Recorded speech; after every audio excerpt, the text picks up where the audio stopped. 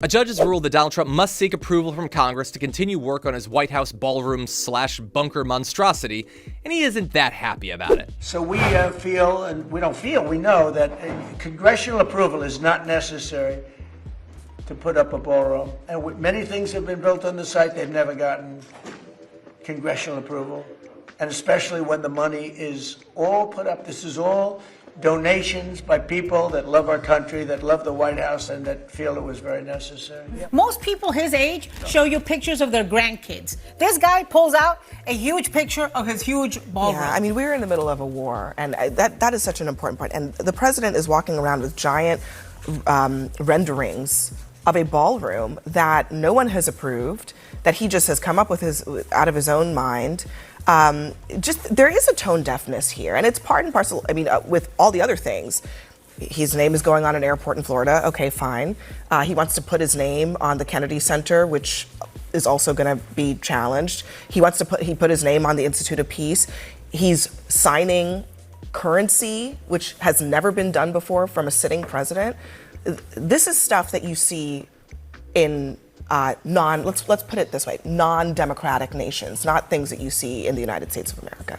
Are you guys really that mad about the ballroom? I mean, honestly, there's a giant hole in the ground now. What are we going to do? Just leave it there? When you get the government involved in building stuff, ask the people in California what happens when the government gets involved in building stuff. You don't build anything. There's a big hole. I agree. This is like saying, we burned down the house, so what are we going to do? Yeah, I guess we have question. to rebuild it. He tore down the ballroom at a private contribution. I think it's fair for America to be upset about what he tearing did down the East Wing. Which I think has tremendous historical value that nobody even bothered to save anywhere. I am what he's done to Jackie Kennedy's garden. Is it the thing I'm most about? No, I care a lot more about the people that have gotten killed in the streets of Minneapolis, but I think it's pretty outrageous that he is acting like a king and destroying his story. Should we leave it?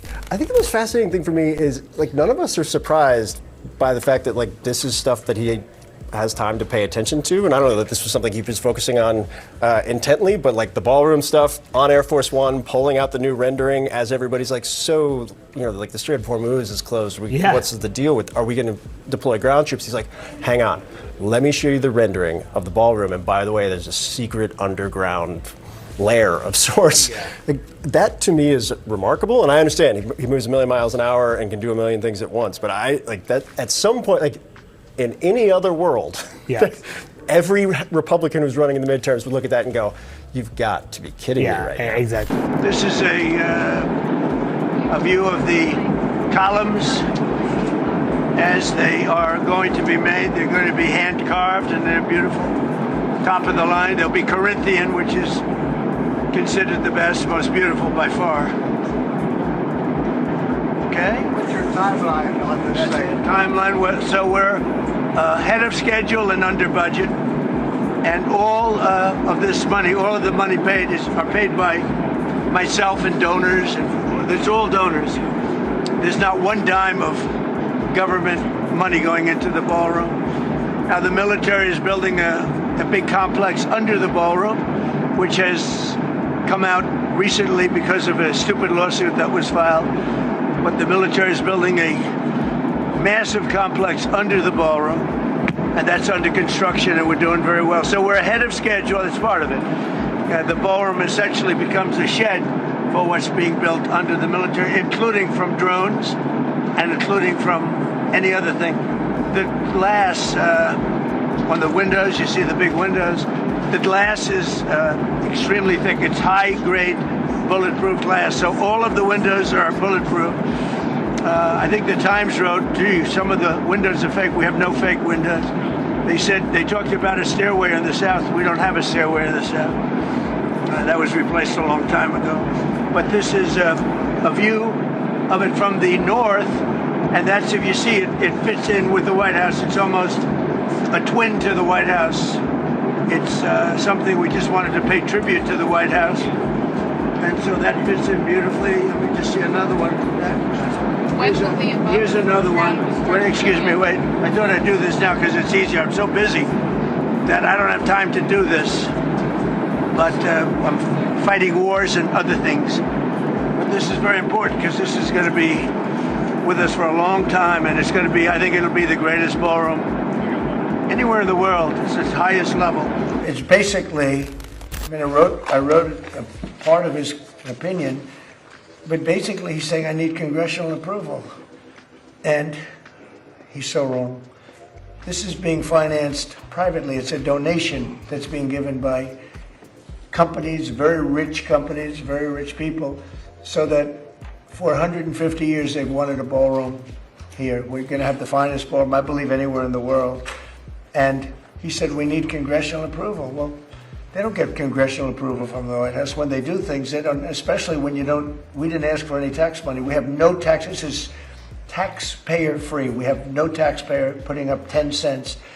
And I see right here, I just wrote it out. He said we need congressional approval. Well, we built many things at the White House over the years. They don't get congressional approval when they build in the White House. It's totally separate. And especially when it's a donation. I mean, the ballroom is a donation. It's gotten great reviews. People love it. And presidents for 150 years have wanted this ballroom to be built, because when we have President Xi or other presidents or prime ministers coming, we don't have a big room. We have the East Room, which is very small. And he said we need congressional approval. He also said, but this is positive for us, I'm allowed, that meaning we are allowed to continue building as necessary to, let's see, what is that? To cover the safety and security of the White House and its grounds. So it says here very carefully, the safety and security have to be protected of the White House grounds. Well, that's what we're doing, because everything's bulletproof glass, et cetera, et cetera. Donald Trump is obsessed with leaving a legacy, but not in like a substantive sense, more in the sense of having his name and face and signature on stuff.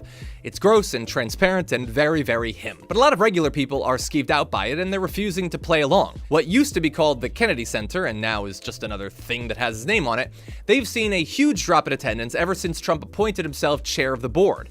The week after the announcement, several staff members told the Washington Post that ticket sales had dropped by nearly 50% compared to the previous week. Trump has already demolished the East Wing, and it remains to be seen whether he'll be able to appeal the decision, or perhaps even get the votes required in Congress to continue with it. Donald Trump does not like being told no, obviously, and he's acting as though he's already a dictator with unchecked and unlimited power. But this judge's decision shows that, whatever Donald Trump might think, there are still limits to what he can get away with, at least for now.